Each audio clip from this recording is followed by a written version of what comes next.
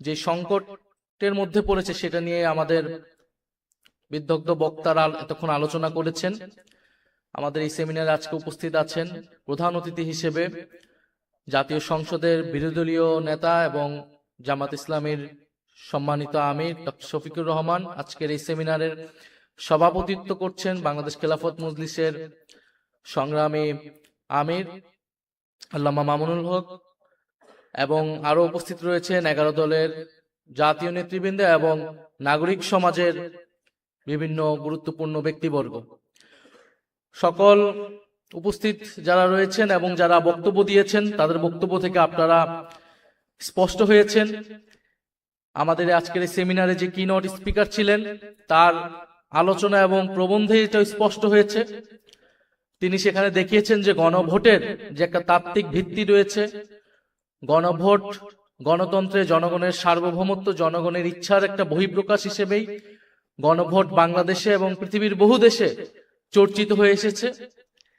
এবং এই গণভোট ছিল বাংলাদেশে গণ অভ্যুত্থান পরবর্তী একটি রাজনৈতিক সমঝোতার জায়গায়। গণ অভ্যুত্থানের পরবর্তী সময়ে বাংলাদেশে দুইটি প্রশ্ন দেখা গিয়েছিল।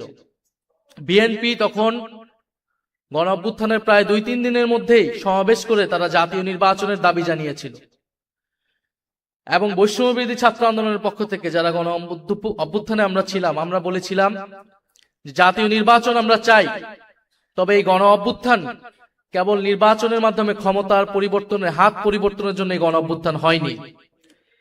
ফলে রাষ্ট্র সংস্কারের দাবি ছিল এই গণ অভ্যুত্থানের অন্যতম দাবি, যেখানে ফ্যাসিবাদী ব্যবস্থার বিলোপ হবে, একটা নতুন বন্দোবস্ত হবে, যেখানে স্বৈরাচার আর বারবার ফিরে আসবে না। এই জন্যই সংস্কার এবং রাষ্ট্র মেরামতের দাবি, যেটা দিয়ে ফ্যাসিবাদকে বিলোপ করা সম্ভব হবে বলে আমরা একমত হয়েছিলাম। ফলে আমরা চেয়েছিলাম ফ্যাসিবাদের বিলোপ, আমরা চেয়েছিলাম নতুন সংবিধান, বিএনপি চেয়েছিল নির্বাচন। ফলে একটা সমঝোতায় আসা হলো ঐক্যমত কমিশনের মাধ্যমে। সেই সমঝোতা হলো সংস্কার। আমরা নতুন সংবিধান গণপরিষদের দাবি থেকে আমরা সংস্কার পরিষদের জায়গায় ঐক্যমত হলাম। বিএনপি ও নির্বাচনের জায়গা থেকে কিছুটা সরে এসে অনেকগুলো সংস্কারে ঐক্যমত হলো বাধ্য হয়েও। সেই জায়গা থেকেই গণভোট হলো। কিন্তু গণভোট পরবর্তী সময় আপনারা সবকিছুই দেখছেন যে কিভাবে গণভোটের গণরায়কে অস্বীকার করা হয়েছে। বিএনপি এখন একটা কৃত্রিম বিরোধ বা সংকট তৈরি করছে যে জুলাই সনদ বনাম জুলাই আদেশ। তারা বলছে জুলাই সনদ তারা অক্ষরে অক্ষরে পালন করবে, কিন্তু জুলাই আদেশটা অবৈধ, যে জুলাই আদেশের ভিত্তিতে গণভোট তৈরি হয়েছিল, গণভোট অনুষ্ঠিত হয়েছিল। ফলে তারা একটা বিরোধিতা তৈরি করছে, কারণ তারা জুলাই সনদকে তারা তাদের নিজেদের দলীয় ইশতেহারে পরিণত করেছে, এবং এই সংকট তৈরি করেছিল বলেই গণভোট, তখন গণভোটের প্রস্তাব এসেছিল, এবং গণভোটের মাধ্যমে এটাও বলা হয়েছিল যে সংবিধান সংস্কার পরিষদ করা হবে, কারণ এই যে মৌলিক সংস্কারগুলা এগুলা সংবিধান সংশোধনের মাধ্যমে সম্ভব নয়।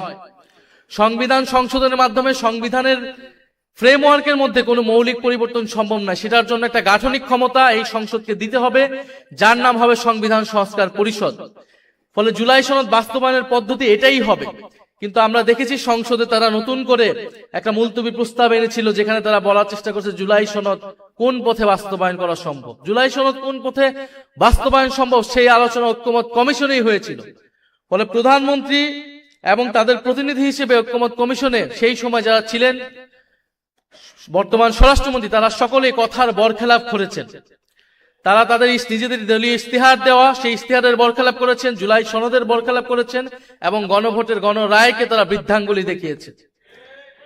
এটা সকলের কাছে এটা স্পষ্ট হয়েছে। এটা আমাদের দুর্ভাগ্য।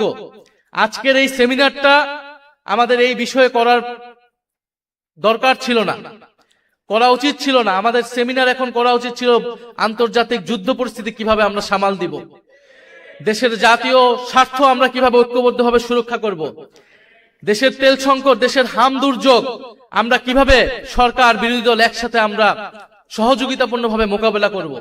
আমাদের সেমিনার এখন এই বিষয়ে হওয়ার কথা ছিল। বিরোধী দলের নেতা প্রথম থেকে বলে এসেছেন আমরা দায়িত্বশীল বিরোধী দল হতে চাই, আমরা সরকারকে এই ধরনের জনস্বার্থ ইস্যুতে সর্বাত্মকভাবে সহযোগিতা করব। কারণ 16 বছরের ধ্বংসযজ্ঞের পরে, এই অন্তর্বর্তী সরকারের পরে এই নতুন সরকার খুব সহজেই দেশের এই ধরনের সংকট সামাল দিতে পারবে না। এটা খুবই কমন সেন্স, এটা আমরা সকলেই জানি। গতকাল 10 জন শিশু মারা গিয়েছে হাম দুর্যোগের কারণে। সারা দেশে হাহাকার, আইসিইউ পাচ্ছে না সাধারণ মানুষ, এবং তেল সংকটের কথা আপনারা সকলেই জানেন। কিন্তু আমাদের দুর্ভাগ্য, গত 16 বছর যে রাষ্ট্র সংস্কারের কথা আমরা বলেছি, লড়াই আমরা করেছি, অন্তর্বর্তী সরকারের গত 1.5 বছরে যেই জিনিসটা আমরা আলাপ করেছি, এখন আমাদেরকে ঠিক সেই বিষয় নিয়ে কথা বলতে হচ্ছে, সেই বিষয় নিয়ে আলাপ করতে হচ্ছে, সেই বিষয় নিয়ে আবারও আন্দোলনের প্রস্তুতি নিতে হচ্ছে। এবং জাতিকে এই দুর্যোগে টেনে এনেছে বিএনপি, ফলে বিএনপিকে এর দায়ভার এবং এর পরিণতি ভোগ করতে হবে, এবং এর পরিণতি খুব সহজ হবে না।